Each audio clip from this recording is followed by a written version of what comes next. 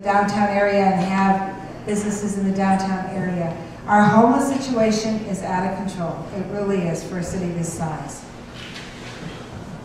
Right now, and I have worked at the Overflow Homeless Shelter, and I have told people that there, but for the grace of God, go you and I.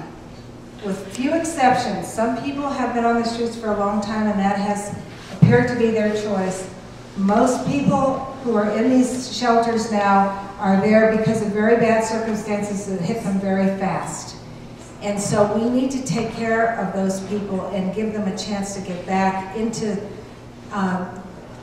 the rest of society, if you will. So there is a blue ribbon panel that was convened over a year ago by this mayor on homelessness. I just got through reading through that. There was a resolution that said that we would end homelessness in Santa Fe in 5 years. And I was asked by someone recently, what have we done in the last year since we passed this resolution?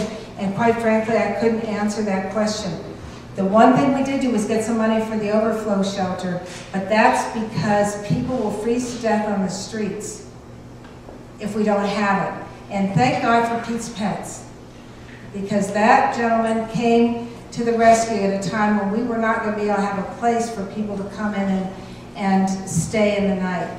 We need a long-term strategy. That's what that paper talks about. More importantly, we need to allocate appropriate resources to get a better facility up. A better facility up that doesn't have a lot of,